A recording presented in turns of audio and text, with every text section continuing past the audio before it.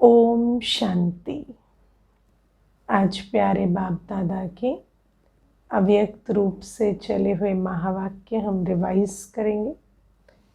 वाणी की original date है 19 मार्च 1990 और सार है मुरली का उड़ती कला का आधार उमंग उत्साह के पंख।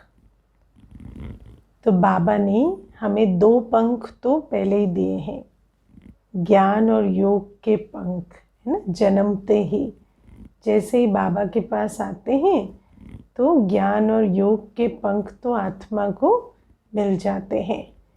और अब आज बाबा हमें और 2 नए पंख दे रहे हैं, जिन पंखों के आधार से हम उड़ती कला में जाएंगे, है ना। कई ऐसे बच्चे हैं ज्ञान और योग के पंख तो मिले हैं पर पूरी तरह से उड़ती कला का अनुभव नहीं करते। उड़ती कला वाला कैसा होता है, कोई भी जैसे कोई उड़ रहा है तो नीचे कोई पहाड़ भी है तो उसको भी बहुत इजीली वो पार कर सकता है क्योंकि पंखों से उड़ रहा है।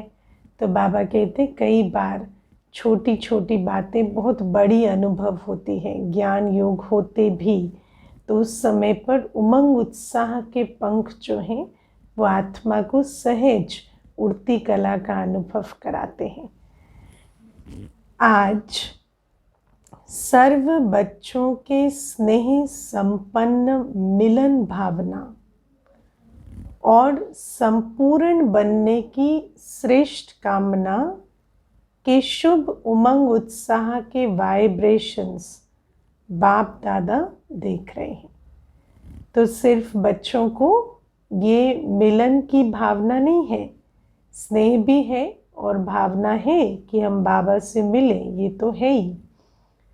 प्लस बच्चों के अंदर जो संपूर्ण बनने की शुभ कामना है कि हम संपूर्ण बने, जल्दी जल्दी कर्मातीत बने, ये बाबा आज अनुभव कर रहे हैं। है सबके अंदर ये भावना कि एक तो हम बाबा से प्यार से मिलन मनाएं। अभी मुरली में बैठे हैं तो ज़रूर है कि बाबा से मिलन मनाने की खुशी है। सब ये सोचते हैं कि हम बाबा से, बाबा की मुरली के द्वारा अभी मिलें। और दूसरा, संपूर्ण बनने की जो शुभ कामना है, उस शुभ कामना के लिए कुछ डायरेक्शंस लें कि कैसे संपूर्णता को प्राप्त करें, कैसे जल्दी जल्दी अपनी नई दुनिया में जाएं। हर बच्चे के अंदर, इसमें भी इस कल्प में पहली बार मिलने वाले बच्चों का उत्साह और इस कल्प में अनेक बार मिलने वाले बच्चों का उत्साह अपना अपना है ना। कई हैं जो बाबा से पहली बार मिलन मना रहे हैं, बैठे ना कई नए बच्चे, और कई हैं जो अनेक वर्षों से मिलन मनाते चले आए हैं, पुराने बच्चे। सबका अपना अपना उमंग उत्साह है, जिसको आप अपनी भाषा में कहते हो नए बच्चे और पुराने बच्चे। लेकिन हैं सभी अति पुराने से पुराने। वो नए भी जो हैं वो आज नए आए हैं लेकिन हैं तो कल पहले वाले, क्योंकि पुरानी पहचान बाप की तरफ, ब्राह्मण परिवार की तरफ आकर्षित कर कर यहाँ लाई है। यहाँ आए कैसे, तो पुरानी पहचान है। हर कल्प मिलते हैं, पुराने थे पुराने हैं, ये संबंध कल्प कल्प का है। इसी आधार से वो आकर्षण होती है कि हम बाबा के पास जाएं और आते हैं। तो भले पहली बार आए हैं पर हैं तो पुराने थे पुराने, समझा ना। सभी जो अपने को नए समझ रहे हो, नए नहीं है, पुराने हैं, क्योंकि आए पहली बार है लेकिन हर कल्प आते हैं। ये सिर्फ निशानी मात्र कहा जाता है, नया और पुराना, ये भी इस समय के लिए कि हाँ ये अभी आए हैं तो इनको थोड़ा अलग प्रकार से, है ना, सब समझानी देनी पड़ेगी और जो पहले से हैं उनको कुछ बातें समझ आ गई हैं, बस यही अंतर है। तो नए बच्चों का उमंग उत्साह यही है, अंडरलाइन करना है ना, कि थोड़े समय में बहुत आगे उड़ते हुए बाप समान बन करके दिखाएं। क्योंकि समय तो थोड़ा है, अभी देखो समय कितना रह गया, जो पहले आए उनके पास तो टाइम ज़्यादा था। तो अभी नए बच्चों को उमंग उत्साह है कि हम थोड़े समय में खूब पुरुषार्थ कर कर, उड़ती कला में पुरुषार्थ करके बाप दादा के समान बने। पुराने बच्चों का यही श्रेष्ठ संकल्प है कि जो बाप दादा से पालना मिली है, खजाना मिला है, उसका रिटर्न बाप के आगे सदा रखते रहें। क्योंकि पुरानों को अनुभव है कि प्यारे बाबा ने हमारे जीवन क्या से क्या बना दी, कितना सुखों और प्राप्तियों से हमें भर दिया है। हमारे अतीन्द्रिय सुख के अनुभव का पारावार नहीं है। तो उनको यही उमंग उत्साह रहता कि बाबा की जो पालना मिली, सर्व खजाने मिले, उसका रिटर्न दे बाबा को। तो बाबा कहते और बाप के आगे रिटर्न सदा रखते रहें। प्रतिपल, हर सेकंड हम बाबा की प्यार पालना का खजानों का रिटर्न दे सके, यही भावना रहती है पुरानों में, है ना। दोनों का उमंग उत्साह श्रेष्ठ है और यही उमंग उत्साह पंख बन उड़ती कला की ओर ले जा रहा है। ये जो उमंग उत्साह है, ये जो भावना है अंदर, यही उड़ती कला का फ्यूल है। उड़ती कला के पंख ज्ञान योग तो है ही, लेकिन प्रत्यक्ष रूप में सारी दिनचर्या में, हर समय, हर कर्म में, हर दिन नया उमंग उत्साह स्वतः ही उत्पन्न होता है। ज्ञान योग तो है ही, पर हर दिन कर्म करते, सेवा करते, जब उमंग उत्साह रहता है तो वो उमंग उत्साह हमें अनुभव कराता है उड़ती कला का। जहाँ उमंग उत्साह है वहीं उड़ती कला का आधार है, वरना ज्ञान योग होते भी अनुभव जो है वो कई बार साधारण हो जाता है। कैसा भी कार्य हो, सुनो, कैसा भी कार्य हो, चाहे सफाई करने का हो, बर्तन मांजने का हो, साधारण कर्म हो, लेकिन उसमें भी उमंग उत्साह नेचुरल और निरंतर होगा। उमंग उत्साह नेचुरल और निरंतर होगा। ऐसा बनाना है स्वयं को कि हर कार्य करते, साधारण से साधारण, हमारा उमंग उत्साह नेचुरल हो और निरंतर हो। है ऐसा? हाँ, यह साधारण कर्म करते स्थिति भी साधारण हो जाती है।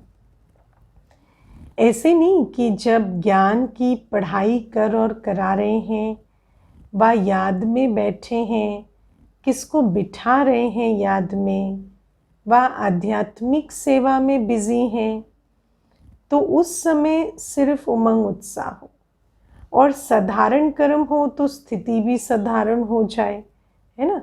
कि जब सेवा कर रहे हैं तो या ज्ञान सुना रहे हैं, योग कर रहे हैं, करा रहे हैं, तो उस समय तो खूब उमंग उत्साह, और बाकी समय जब सफाई की और साधारण कर्म की बात आए तो उमंग उत्साह का मीटर नीचे हो जाए।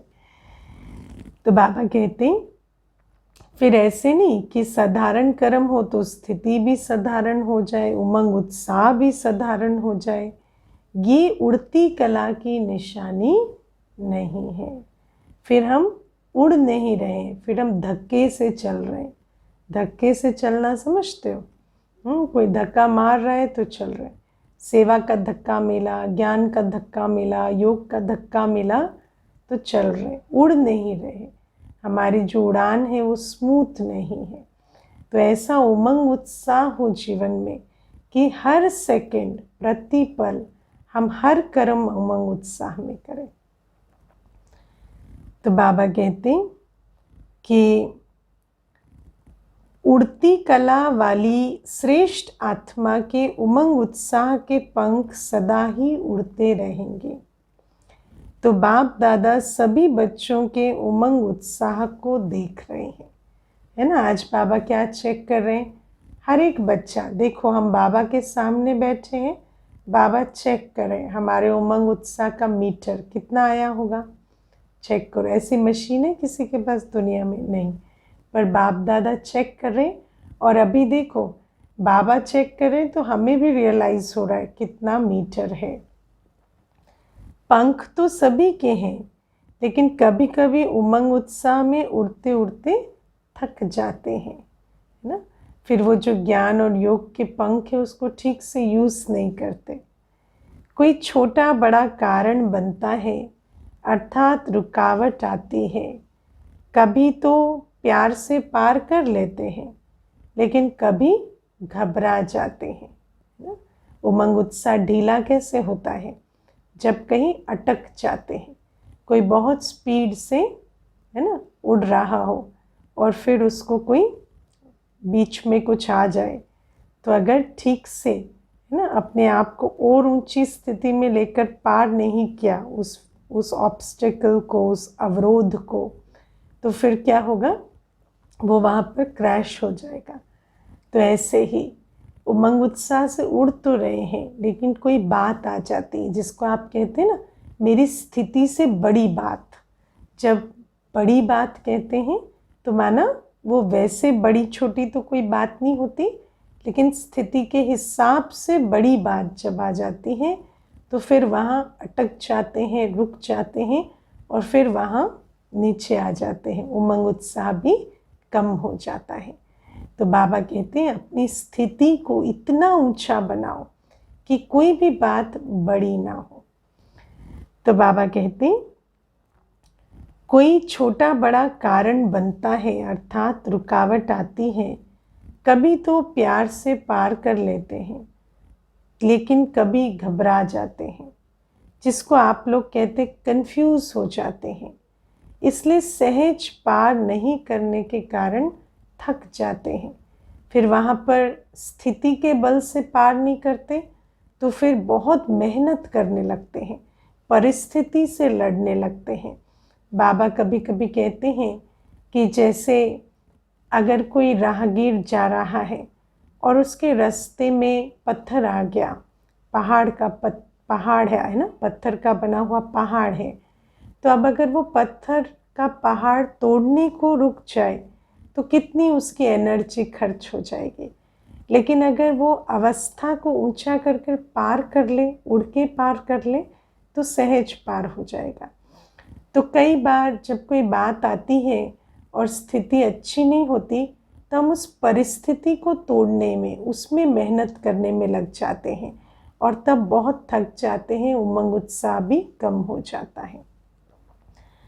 तो बाबा कहते हैं इसलिए सहज पार नहीं करने के कारण थक जाते हैं, लेकिन थोड़ा थोड़ा थकते हैं, फिर भी लक्ष्य श्रेष्ठ है, मंजिल अति प्यारी लगती है, इसलिए उड़ने लग जाते हैं। फिर बीच में कभी होश आ जाता है कि नहीं भाई, हम बाबा का हाथ और साथ क्यों नहीं लेते, उमंग उत्साह से क्यों नहीं चलते, तो फिर उमंग उत्साह वापस आ जाता है। श्रेष्ठ लक्ष्य और प्यारी मंजिल और बाप के प्यार का अनुभव थकावट से नीचे की स्थिति में ठहरने नहीं देता, इसलिए फिर से उड़ने लग जाते हैं। बहुत इम्पोर्टेंट है ये अंडरलाइन करना। जब थक जाते हैं तो कौन सी बात जीवन में हो तो फिर से उड़ने लगेंगे। पहली बात, श्रेष्ठ लक्ष्य। जब हमारा लक्ष्य रूहानी है तो फिर ये जो छोटी छोटी बातें उनमें हम अटकेंगे नहीं। जिसका अपना जो केंद्र बिंदु है वो रूहानी लक्ष्य है, वो इन बातों को उस श्रेष्ठ लक्ष्य के बल से पार कर लेंगे। जैसे मानो छोटी सी बात हो गई, कोई धन की समस्या आ गई, कोई शरीर की बात आ गई, तो याद रहेगा कि मैं आत्मा हूँ, मुझे अपनी स्थिति के आधार से अंतमते सोगति करनी है। तो जो लक्ष्य का बल है वो हमें इस परिस्थिति को पार करने के लिए प्रेरित करेगा। तो पहली बात, श्रेष्ठ लक्ष्य और प्यारी मंजिल, ना, प्यारी मंजिल है, बहुत प्यार है अपने लक्ष्य से, मंजिल से, घर से, बाबा से, है ना। क्योंकि मंजिल क्या है कि घर जाना है, सतयुग में आना है। तो उस मंजिल की आकर्षण, उसका प्यार हमें खींचती है। और बाप का प्यार, है ना, बाप का प्यार जब होता है तो जिससे प्यार होता है ना, उससे बुद्धि योग लग जाता है। तो जब परिस्थिति से बुद्धि योग निकल कर बाप से लग जाए प्यार के आधार से, तो फिर उड़ती कला में चले जाते हैं। तो बाबा कहते हैं श्रेष्ठ लक्ष्य, प्यारी मंजिल और बाप के प्यार का अनुभव थकावट से नीचे की स्थिति में ठहरने नहीं देता है और प्यार में, और इसलिए फिर से उड़ने लग जाते हैं। तो बाप दादा बच्चों का ये खेल देखते रहते हैं, फिर भी बाप का प्यार रुकने नहीं देता और प्यार में मेजॉरिटी पास है। भले ही छोटी मोटी बातें आती हैं लेकिन रुके रहें ऐसा नहीं होता, क्योंकि बाबा का प्यार आगे बढ़ने के लिए प्रेरणा दे देता है।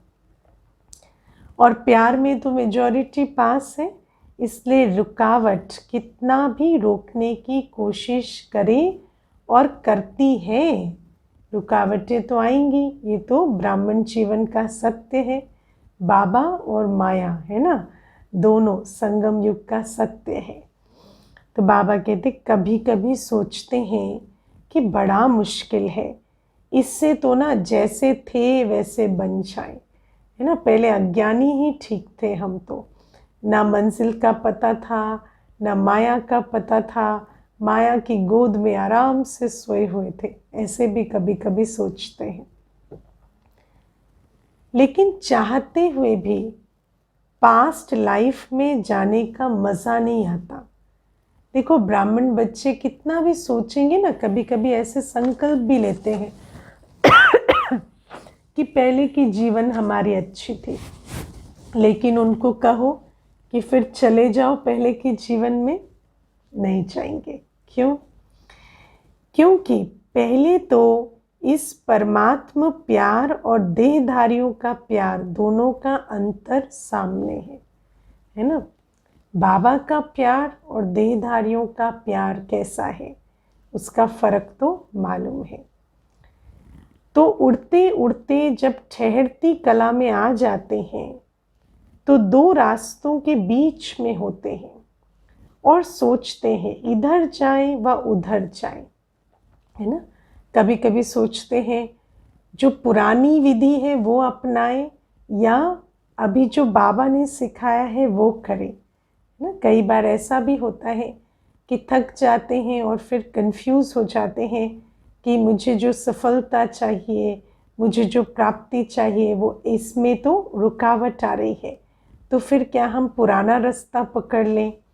लेकिन बाबा क्या कहते, कमज़ोर कंफ्यूज भले होते हैं, कहाँ जाए, लेकिन परमात्मा प्यार का अनुभव कंफ्यूज को सुरजीत कर देता है।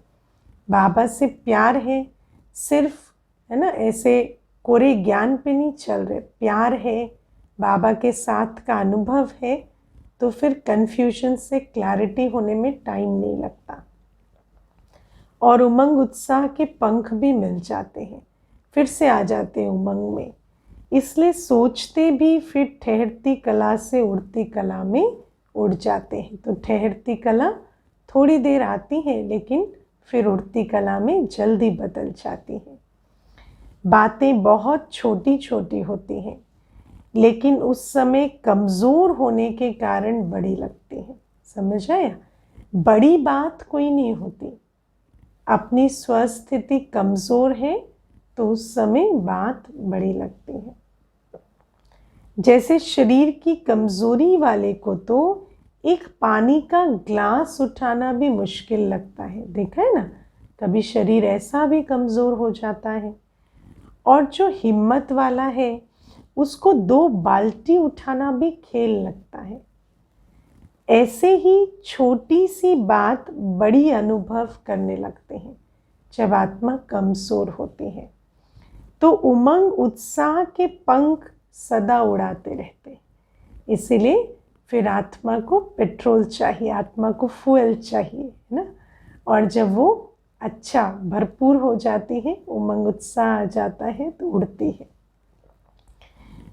अब कैसे भरें ये फ्यूल, ये उमंग उत्साह कैसे रखें? जब उमंग उत्साह में है, स्थिति अच्छी है, तो बड़ी बात भी छोटी लगेगी। और अगर उमंग उत्साह नहीं है, कमज़ोर है, तो छोटी बात भी बड़ी लगेगी। तो कैसे करें इस कमज़ोरी का इलाज? तो ध्यान से सुनना, आज बाबा हमें पूरी विधि सिखा रहे हैं। बाबा कहते, रोज़ अमृत वेले अपने सामने सारा दिन किस स्मृति से उमंग उत्साह में रहें। क्या ऐसी बातें बुद्धि में रखें जो सारे दिन उमंग उत्साह रहे, इसकी तैयारी अमृत वेले करनी है। वो वैरायटी उमंग उत्साह की पॉइंट्स इमर्ज करो। बाबा ने हमें कितनी सारी ऐसी पॉइंट्स दी है, स्वमान की पॉइंट्स, बाबा से संबंध के अनुभव की पॉइंट्स, बाबा से क्या प्राप्तियां हो रही हैं, भविष्य खुशी के नज़ारे, सुख की दुनिया, ऐसे कितनी सारी पॉइंट्स है जो बाबा ने हमें दी है। लेकिन उन्हें सुबह सुबह इमर्ज करो ताकि वो जो स्टॉक है ना वो भरपूर रहे, तरकश में तीर रहे। तब जाकर कभी कोई परिस्थिति आती है तो तीर लगा सकेंगे। अगर उनको ठीक से पॉलिश नहीं किया है, उन पॉइंट्स को रेडी नहीं रखा है बुद्धि में, तो फिर वो यूज़ नहीं हो पाती जब परिस्थिति आती। बाबा कहते सिर्फ एक ही पॉइंट कि मैं ज्योतिर्बिंदु हूँ, बाप भी ज्योतिर्बिंदु है, घर जाना है, फिर राज्य में आना है। ये एक ही बात कभी कभी बच्चों को बोर कर देती है, लेकिन ये नहीं भूलना कि ये सबसे मूल बातें हैं। तो कभी कभी हो सकता है कि रोज़ एक ही अभ्यास करते हैं तो बोर हो जाते हैं, पर ये पॉइंट्स भी बहुत इम्पोर्टेंट है। फिर सोचते हैं कि कुछ नया चाहिए, है ना। तो जो पुराने बच्चे हैं फिर बहुत समय से एक ही पॉइंट का अभ्यास करते हैं तो नवीनता चाहते हैं। लेकिन हर दिन की मुरली में उमंग उत्साह की भिन्न भिन्न पॉइंट्स होती हैं, होती है ना। हर दिन की मुरली में बाबा हमें ऐसी बहुत सारी पॉइंट्स सुनाते हैं जिसको सुनते ही जैसे चेहरा खिल जाता है। तो वो सारी पॉइंट्स उमंग उत्साह भरने वाली पॉइंट्स, उन पॉइंट्स को स्टोर करके बुद्धि में रखना होता है ना। इमर्ज करके, स्टोर तो है ही, इमर्ज करना होता है अमृत वेले में। तो बाबा कहते वो उमंग उत्साह की विशेष पॉइंट अपने पास नोट करो। बहुत बड़ी लिस्ट बना सकते हैं। अगर रोज़ की पॉइंट्स से नोट, रोज़ की मुरली से नोट करें तो बहुत बड़ी लिस्ट बन जाएगी। डायरी में नोट करो तो बुद्धि में भी नोट करो। जब बुद्धि में इमर्ज ना हो, है ना, बैठते हैं कोई पॉइंट याद नहीं आ रही, तो डायरी से इमर्ज करो। और वैरायटी पॉइंट्स हर रोज़ नया उमंग उत्साह बढ़ाएंगी।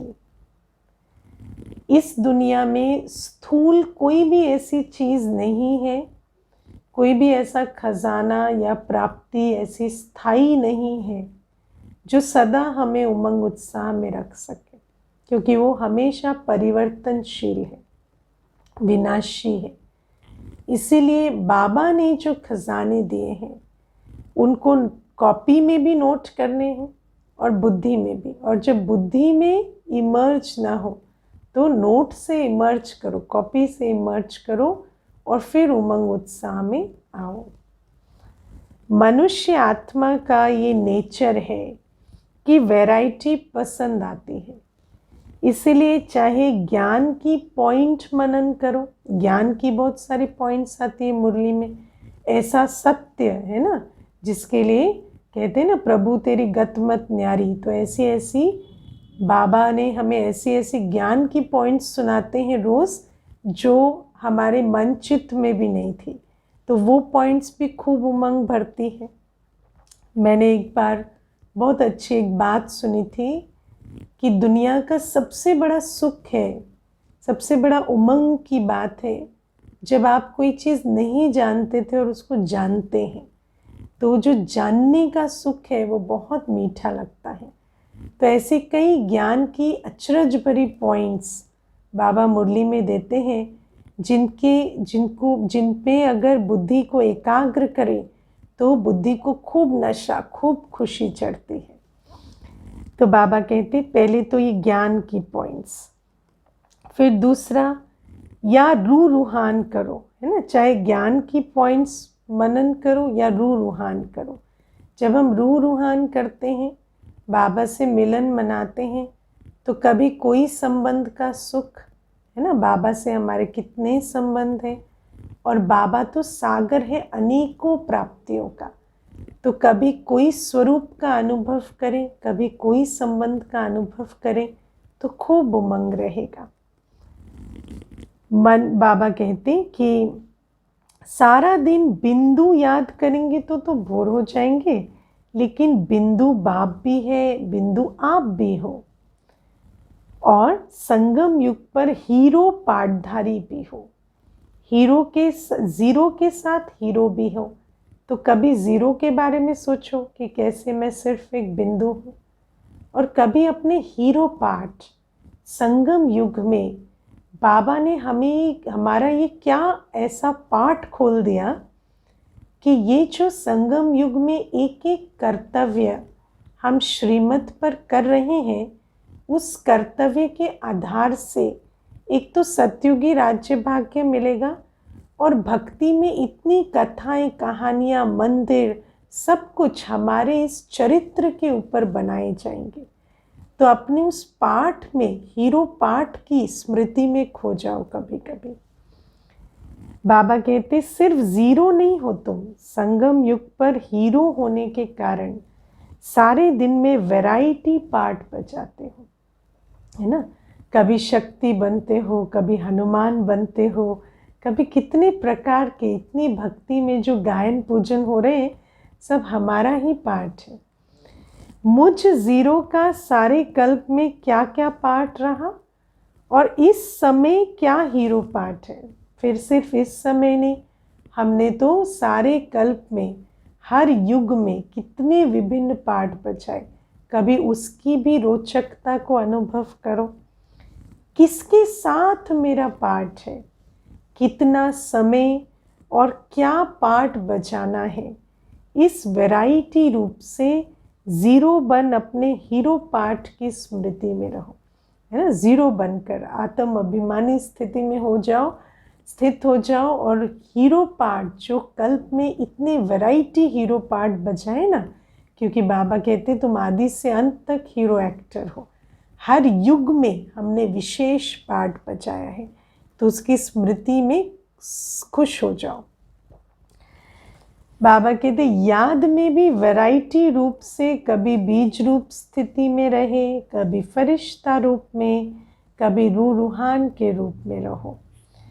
बाबा कहते कभी बाप के मिले हुए खजानों के एक एक रतन को सामने लाओ, जिस समय जो रुचि हो उसी रीति से याद करो। जिस समय जिस संबंध से बाप का मिलन, बाप का स्नेह चाहो, उस संबंध से मिलन मनाओ। इसीलिए जो सर्व संबंध से बाप ने आपको अपना बनाया, और आपने भी बाप को सर्व संबंध से अपना बनाया, है ना, सच बात है। बाबा ने हमें कोई एक संबंध से अपना नहीं बनाया है, और हमने भी बाबा से सर्व संबंध जोड़े हैं, तो उन सर्व संबंधों में एक एक संबंध का वैरायटी अनुभव करके अतीन्द्रिय सुख में भरपूर हो जाओ। बाबा कहते सिर्फ एक संबंध तो नहीं है ना, वैरायटी है ना, लेकिन एक बात ध्यान में रखनी है कि सिवाय बाप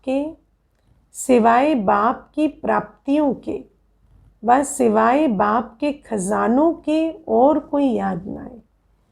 ये बहुत इम्पोर्टेंट पॉइंट है, इसको अंडरलाइन करना, क्योंकि कई बार हम ये नहीं समझ पाते कि बाबा को भी नहीं, बाबा को ही याद करना है। कई बार बाबा को भी याद कर रहे हैं, बहुत वैरायटी प्रकार की विधियां भी अपना रहे हैं, पर साथ साथ पतितों को भी याद कर रहे हैं, देहधारियों को भी याद कर रहे हैं। तो ये ऐसा है कि एक तरफ तो अमृत पी रहे हैं और दूसरी तरफ उसका ऑपोजिट भी पीते चले जा रहे हैं। तो ऐसे में आत्मा को स्वास्थ्य की वृद्धि कैसे होगी? तो बाबा कहते ये एक कंडीशन है कि बाप को तो याद कर रहे हैं, और ये मेजॉरिटी की प्रॉब्लम है कि ऐसा नहीं है कि बाप को याद नहीं कर रहे, लेकिन अन्यों को भी खूब याद कर रहे हैं। तो एक बात ध्यान में रखनी है कि सिवाय बाप की प्राप्तियों के व सिवाय बाप के खजानों के और कोई याद ना आए। वैरायटी प्राप्ति है, वैरायटी खजाने हैं, उसमें वैरायटी ला सकते हैं। वैरायटी संबंध है, वैरायटी खुशी की बातें हैं, उमंग उत्साह की बातें हैं, उसी विधि से यूज़ करो। ये वाली वैरायटी में तो जितना चाहे उतना खेल करो, लेकिन बाप के संसार से बाहर नहीं जाना, है ना, मर्यादा से बाहर नहीं जाना। संकल्प में भी बाप के खजानों, बाप के संबंधों की लकीर को पार नहीं करना। बाप और आप, यही सेफ्टी की लकीर है। इस स्मृति की लकीर से बाहर नहीं आओ। बस ये लकीर परमात्मा छत्र छाया है ना। लकीर के बाहर कौन है मालूम है ना? रावण, है ना। कहानी तो सबने सुनी है, लेकिन ये नहीं मालूम था कि वो श्री राम कौन, वो सीता कौन, है ना। तो बाबा राम, मैं सीता, बस लकीर के बाहर नहीं जाना है। जब तक इस छत्र छाया की लकीर के अंदर हैं, तब तक कोई माया की हिम्मत नहीं। जहाँ संकल्प में भी पुरानी दुनिया आई, वहाँ फिर रावण खींचकर ले जाता है। फिर मेहनत क्या होती है, रुकावट क्या होती है, विघ्न क्या होता है, इन शब्दों से अविद्या हो जाएगी। आज ध्यान देना, बहुत बड़ी बात आज बाबा कह रहे। संगम युग में विघ्न क्या होते हैं, थकावट क्या होती है, रुकावट क्या होती है, मेहनत क्या होती है, इन शब्दों से जैसे अविद्या हो जाएगी, डिक्शनरी में ही नहीं होंगे ये शब्द। जैसे आदि स्थापना के समय जब सतयुग की आत्माएं प्रवेश होती हैं, तो उन आत्माओं को विकार क्या होता है, दुख क्या होता है, माया क्या होती है, इन शब्दों की अविद्या रहती। ये शब्द क्या है उनको मालूम भी नहीं। सुना, सतयुग में विकार, दुख, माया, इन शब्दों की कोई अस्तित्व ही नहीं, वहाँ अविद्या है, शब्द भी नहीं पता। ऐसे ही जो बच्चे परमात्मा छत्र छाया के नीचे रहते हैं, जो बच्चे अपने संकल्प को, स्मृति को भी लकीर के अंदर रखते हैं, बाप और मैं, इसके बाहर संकल्प भी नहीं चाहता, उन बच्चों के जीवन में मेहनत, रुकावट, विघ्न, ये शब्द उनकी डिक्शनरी से निकल जाते हैं। बाबा कहते हैं बच्चों को ये अनुभव है ना, बोलो हाँ, जिन्होंने ये मर्यादा को माना है उनको पूरा अनुभव है कि ये बात बिल्कुल सच्ची है। पुराने तो इन बातों को जानते हैं। ऐसे जो बाप और आप इस स्मृति की लकीर की छत्र छाया में हैं, उनको इन बातों की अविद्या हो जाती है, इसलिए सदा सेफ हैं, सदा बाप के दिल में रहते हैं। बाप के दिल में कैसा लगता है ना? बाप की दिल की डिब्बी में सदा रहते हैं ऐसे बच्चे, और बाप के दिल तक सबसे ऊंचा, सबसे श्रेष्ठ, सबसे सुखमय स्थान है वो। आप लोगों को दिल ज़्यादा पसंद आती है ना? सौगात भी हार्ट ही बनाकर लाते हो, केक भी हार्ट बनाते हो, बॉक्स भी हार्ट जैसा बनाते हो, तो रहते भी हार्ट में ही हो ना। बाप की हार्ट तरफ माया आ नहीं सकती। जैसे जंगल में भी रोशनी कर देते हैं तो जंगल का राजा शेर भी नहीं आ सकता, भाग जाता है। बाप की हार्ट कितनी लाइट और माइट है ना? तो जो बाबा के दिल में रहते हैं उनको माया शब्द भी पता नहीं होगी। माया भी उनसे बिल्कुल दूर रहती है। जैसे जंगल में लाइट होती है तो जानवर दूर रहते हैं, उसके आगे माया का कोई रूप आ नहीं सकता। तो मेहनत से सेफ हो गए ना। माया है पर उनके सामने नहीं आती। तो माया आए, हम मेहनत करें, विजय पाए, वो होता ही नहीं। दिल तख्त पर बैठ जाओ और विधि को समझो, है ना? बिना विधि को समझे सिर्फ ऐसे हम दिल में बैठे नहीं। प्रैक्टिकल दिल में बैठने के लिए अपने जीवन में, अपनी स्मृति में इतनी मर्यादा हो कि बाप के अलावा संकल्प भी ना जाए कहीं। जन्म भी सहज हुआ। मेहनत लगी क्या जन्म लेने में? हाँ, मेहनत से जन्म लिया। किन्हों किन्हों ने यहाँ मेहनत से जन्म लिया? बाप का परिचय मिला, पहचाना और सेकंड में अनुभव किया, वो भी आपको ध्यान में रखते हुए इतने मीठी विधि से परिचय दिया, है ना? बाप मेरा, मैं बाप का। जन्म सहज हुआ, भटकना नहीं पड़ा। आपके देश रूपी घर में बाप ने बच्चों को निमित्त बनाकर भेजा, और अब तो बाबा ने, है ना, बच्चों को घर घर में निमित्त बनाया, है ना? घर बैठे भी ऑनलाइन प्रोग्राम से भी बच्चों ने बाबा को पहचाना। तो घर बैठे बाबा ने व्यवस्था की कि हम बाबा को पहचाने, बाबा का बने। तो इतना इजी जन्म हुआ। ढूंढना व भटकना तो नहीं पड़ा, घर बैठे बाप मिला ना। ये तो अभी प्यार से भारत में आते हो मिलने के लिए, है ना? विदेशी भाई बहनें भी जो विदेशों में रहते हैं, बाबा के बच्चे, बाबा कहते हैं तुम मिलने बाबा से अभी आते हो पहचान के बाद, है ना? अभी भी जो बच्चों को घर में परिचय मिला, चलो मधुबन जाने की तो मेहनत करेंगे, है ना, कि उठेंगे जाएंगे बाबा से मिलने, लेकिन बाबा को पहचानने तक की यात्रा तो बाबा ने करा दी। आगे मिलन मनाने भले ही उठ कर जाएंगे, लेकिन पहचान के लिए कोई मेहनत नहीं की। लेकिन परिचय तो वहाँ ही मिला, जन्म तो वहाँ मिला ना। जन्म अति सहज हुआ तो पालना भी अति सहज है। सिर्फ अनुभव करो, सिर्फ अनुभव करो। दिल को अनुभव कैसे करते? दिल से। दिल को इतनी सूक्ष्म, इतनी साफ बनाओ कि बाप का हाथ और साथ अनुभव कर सके। और जाएंगे भी सहज, परिचय भी सहज मिला, बाबा के साथ जीवन भी बहुत सहज है। दिल से चलेंगे तो बहुत सहज है, और फिर जाना तो है ही सहज। अब बाबा एक प्रश्न पूछते हैं, बाप के साथ साथ जाना है या बीच में धर्मराजपुरी में रुकना है? क्या प्लान है? हॉल्ट लेना है धर्मराजपुरी में या साथ साथ जाना है डायरेक्ट? सभी साथ चलने वाले हो ना।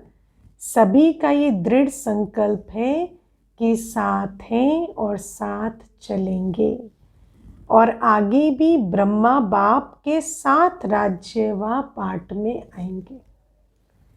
पक्का संकल्प है ना। हाँ, तो ये साथ यहीं से शुरू होना है।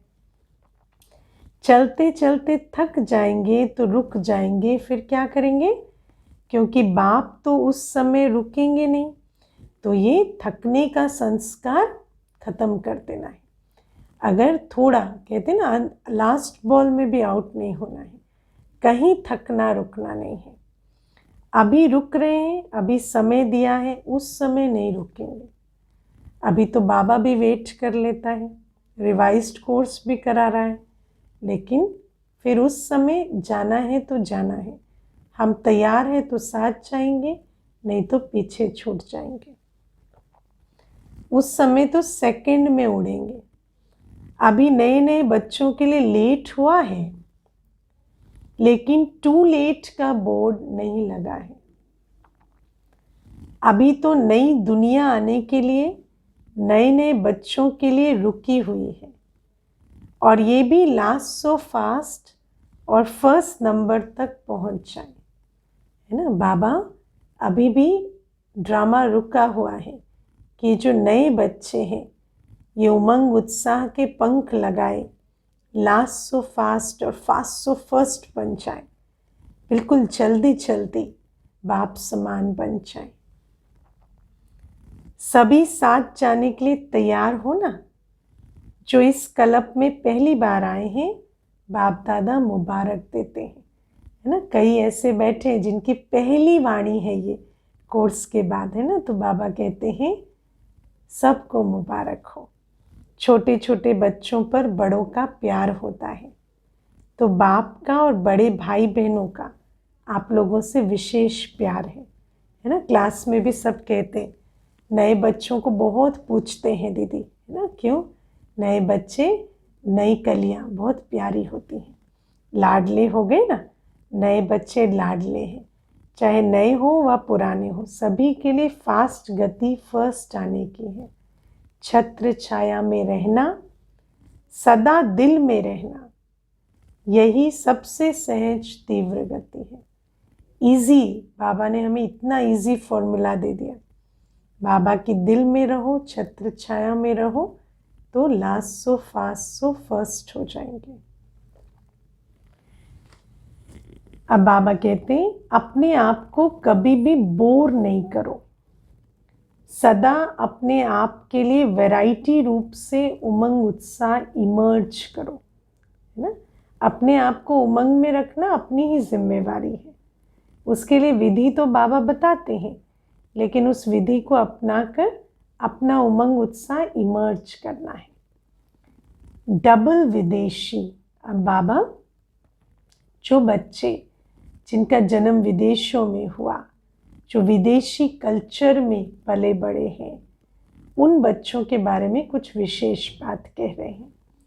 डबल विदेशी कभी कभी कोई ये भी सोचते हैं कि हमारा कल्चर और इंडिया का कल्चर बहुत फ़र्क है। आप विचार करो, उन्होंने कभी एक साड़ी भी नहीं देखी होती, है ना। तो बाबा कहते हैं ऐसे कल्चर में बहुत फ़र्क होता है, और बाबा का जो कल्चर है वो तो इंडियन भी नहीं, वो तो फिर ब्राह्मण है।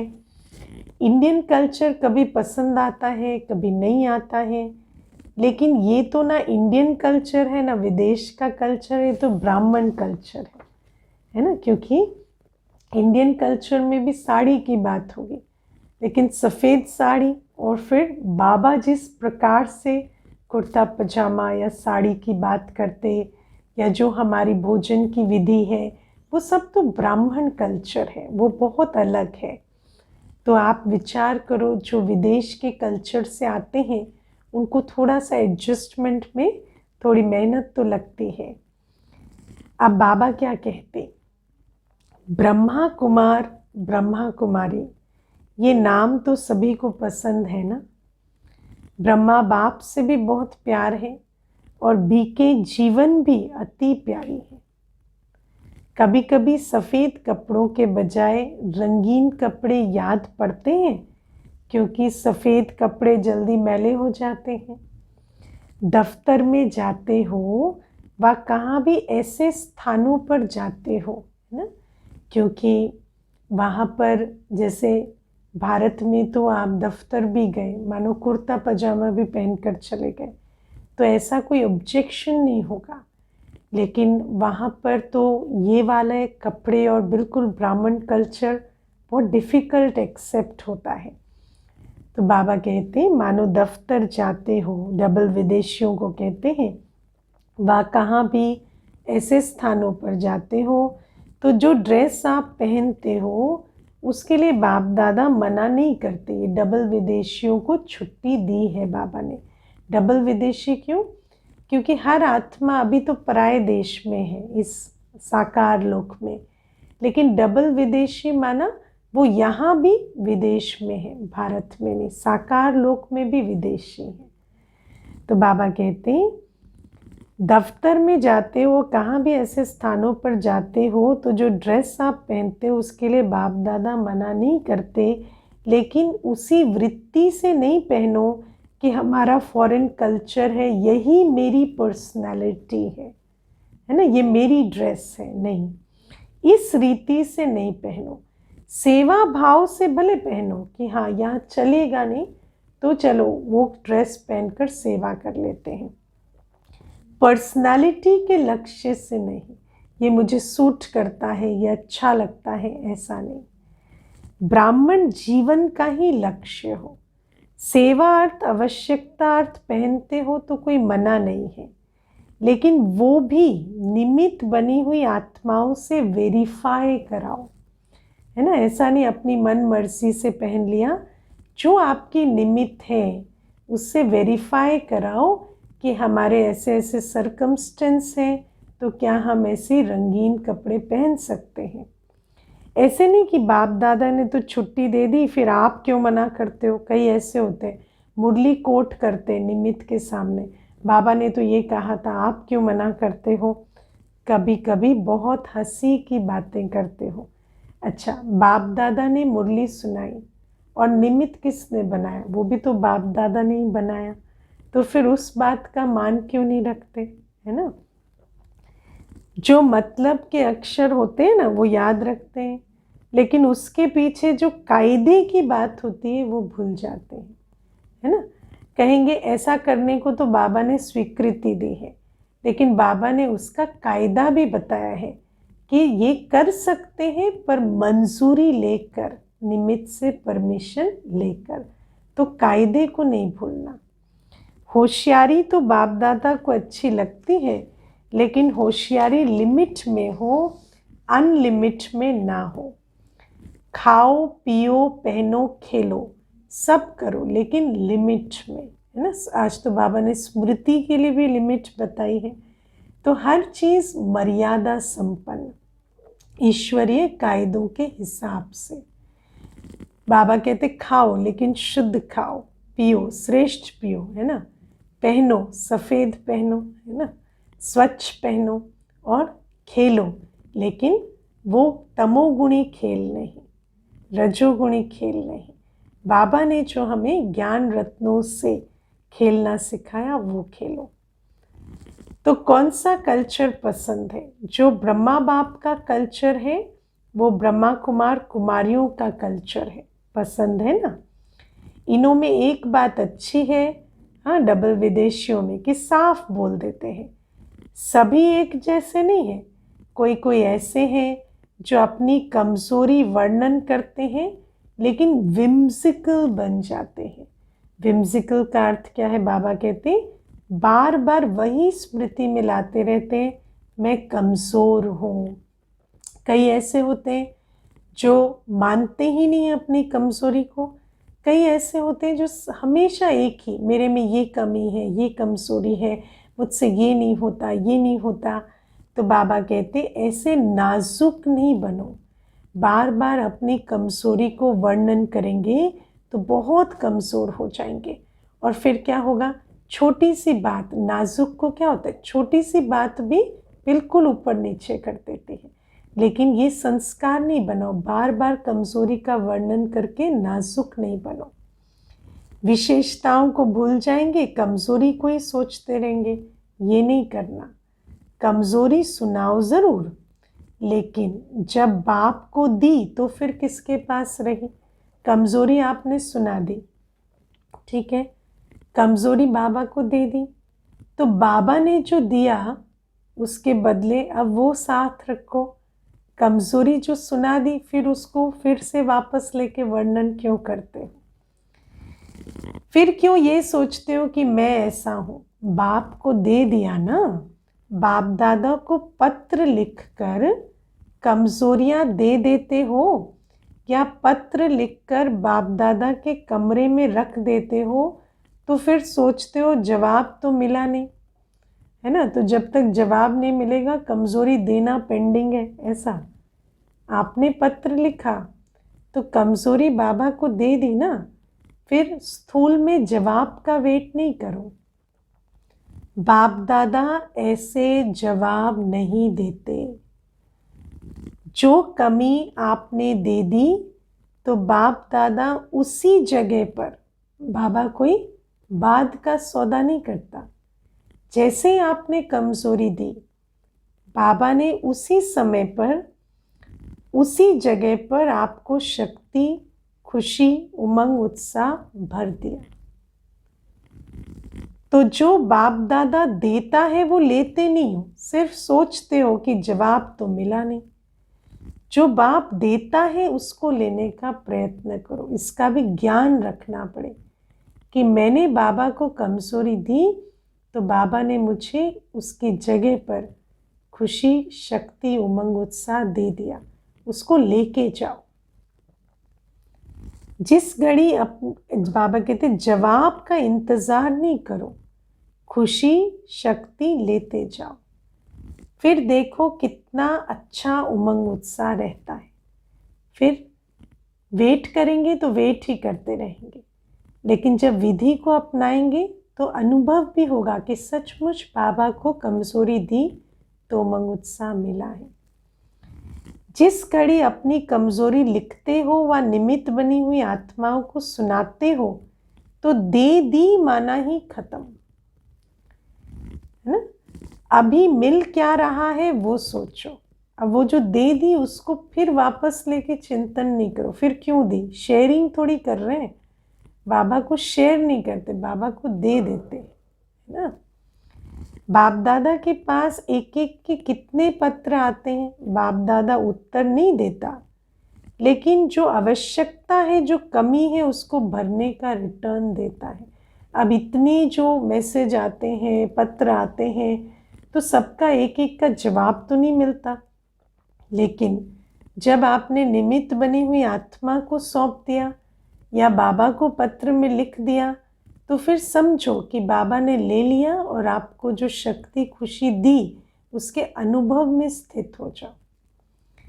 बाकी याद प्यार तो रोज़ देते ही हैं, है ना? कोई दिन ऐसा है जो याद प्यार ना मिले हो। बाबा तो मुरली में हमें सर्व खजाने देते ही हैं, और जब हम कोई अपनी स्पेशल बात देते हैं तो उसके जगह पे भी बाबा हमें खुशी, शक्ति की रिटर्न देते हैं। बस नॉलेजफुल होके रिसीव करना है। बाप दादा सभी को रोज 2-3 पेज का पत्र लिखते हैं, है ना? मुरली इतना बड़ा पत्र तो रोज कोई भी किसको नहीं लिखता। कितना भी आपका प्यार हो, कोई ने इतना बड़ा पत्र लिखा है? कितना भी आपसे प्यार करने वाला हो, उसने कभी आपको 2-3 पेज का पत्र लिखा है? मुरली पत्र है ना, मुरली पर्सनल पत्र है। आपकी बातों का रिस्पॉन्ड होता है ना, जो बातें हम बाबा को देते हैं उनका रिस्पॉन्स मुरली में भी आता है। तो इतना बड़ा पत्र लिखते भी, बोलते भी, जो आप विशेष पत्र लिखते हो उसका विशेष रिटर्न भी करते हैं, ये तो करते ही हैं, पर बाबा फिर कोई विशेष पत्र लिखते हैं तो उसमें भी विशेष स्नेह शक्ति देते हैं, क्योंकि लाडले और सिकी लदे बच्चे हो। बाप दादा रिटर्न में शक्ति और खुशी एक्स्ट्रा देते हैं। सिर्फ बुद्धि को सदा केयरफुल और क्लियर रखो। बुद्धि बाप से जुड़ी हुई होगी तो अनुभव होगा उस एक्स्ट्रा खुशी, शक्ति का। पहले भी सुनाया था ना, वो बात अपनी बुद्धि से निकाल दो, है ना। पुरानी पराई बातें बुद्धि से निकालो। वो बातें भी रखी हुई होती हैं तो बुद्धि क्लियर नहीं होती। बाबा ने कहा ना, बस एक बाप की याद हो, इसलिए बाप जो रिटर्न देता है वो मिक्स हो जाता है। कभी मिस कर देते हो, कभी मिक्स कर देते हो, है ना। तो बुद्धि को ऐसा रखो कि बाबा की रिटर्न को कैच कर सको।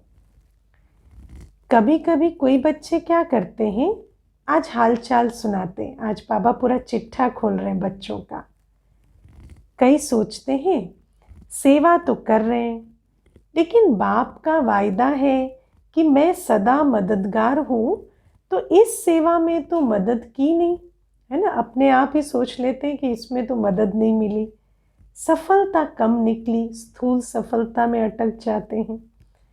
बाप दादा ने क्यों नहीं मदद की? फिर सोचते शायद मैं योग्य नहीं हूँ, मैं सेवा नहीं कर सकता हूँ, मैं कमज़ोर हूँ, है ना। व्यर्थ सोचते हैं। लेकिन अगर कोई बच्चा सेवा की मदद के लिए बाप के आगे संकल्प करते भी हैं, खुली दिल से करो। खुली दिल से मतलब ये नहीं समझो मेरी सेवा है बाबा मददगार है, नहीं। खुली दिल माना सेवा ही बाप की है, मैं निमित्त हूँ। ये खुली दिल से मदद मांगना। ऐसे नहीं सेवा मेरी आप मदद करो, नहीं, सेवा बाबा आपकी है, मैं निमित्त हूँ, मुझे यूज़ करो। और ऐसे करने से सेवा की सफलता भी बाप की होगी, हम उसकी सफलता की भी जिम्मेवारी नहीं लेंगे। लेकिन इसका रिटर्न बाप दादा सेवा के समय विशेष मदद देते हैं। सिर्फ एक विधि अपनाओ। किसी भी मुश्किल सेवा हो, कैसी भी मुश्किल सेवा हो, लेकिन बाप को सेवा भी बुद्धि से अर्पण कर दो। बाबा को बुद्धि से सेवा ही अर्पण कर दी। मैंने किया, सफलता नहीं हुई, मैं कहाँ से आया? जब सेवा बाप की थी तो असफलता का बोझ आप क्यों उठा रहे हो? बाप करण करावनहार की जिम्मेवारी भूल अपने ऊपर क्यों उठाई है? क्यों उनकी सफलता की जिम्मेवारी आपने क्यों उठाई? बाबा करण करावनहार है, तो जो भी उसका रिटर्न आया वो भी बाबा का। ये रॉन्ग हो जाता है। बाप की सेवा है, बाप अवश्य करेगा। बाप को आगे रखो, अपने को आगे नहीं रखो। मैंने ये किया, ये मैं शब्द सफलता को दूर करता है, समझा? अच्छा, चारों ओर के सदा उमंग उत्साह में उड़ने वाले तीव्र पुरुषार्थी आत्माओं को, सदा बाप की दिल में रहने वाली विशेष मणियों को, सदा बाप और आप इस स्मृति की छत्र छाया में रहने वाले, सदा ठहरती कला गिरती कला से पार उड़ती कला में आगे बढ़ने वाले, सदा अपने को वैरायटी पॉइंट से खुशी और नशे में आगे बढ़ाने वाली श्रेष्ठ आत्माओं को बाप दादा का याद, प्यार और नमस्ते। ऐसे मीठे प्यारे बाबा को भी हम बच्चों का याद, प्यार और गुड मॉर्निंग, नमस्ते, ओम शांति। वरदान है, ब्राह्मण जीवन में अलौकिक मौजों का अनुभव करने वाले, कर्मों की गुह्य गति के ज्ञाता भव। आज बाबा ने ना कहा ना, खाओ पियो मौज मनाओ, लेकिन कायदे में रहकर। तो ब्राह्मण जीवन में मौज मनाने की मनाही नहीं है, लेकिन अलौकिक मौज। ब्राह्मण जीवन की मौज, ब्राह्मण जीवन मौज की जीवन है, लेकिन मौज में रहने का अर्थ ये नहीं है कि जो आया वो किया, मस्त रहा। ये अल्पकाल के सुख की मौज, संपर्क की मौज सदा काल की प्रसन्नचित स्थिति से भिन्न है। जो आया वो बोला, जो आया वो किया, हम तो मौज में रहते हैं। ऐसे अल्पकाल के मनमौजी नहीं बनो। सदा काल की रूहानी अलौकिक मौज में रहो, मर्यादा संपन्न मौज। उससे क्या होता है? आज की मर्यादा सदा काल का सुख देती है। यही यथार्थ ब्राह्मण जीवन है। मौज के साथ कर्मों की गुह्य गति के ज्ञाता भी बनो। कर्मों को विकर्म बन जाए वो लाइन क्रॉस नहीं करो मौज के नाम पर। स्लोगन है, अहम और वहम में आने के बजाय सर्व पर रहम करो। अहम माना मैं ही सब कुछ हूँ, ईगो है ना। वहम माना मुझसे नहीं होगा, इससे नहीं होगा, ये तो ऐसे हैं, वो तो वैसे हैं। उनकी आदि स्थिति नहीं, वर्तमान स्थिति को देखना। तो बाबा कहते हैं इन दोनों बातों से पार जाओ और सर्व पर रहम करो। ओम शांति।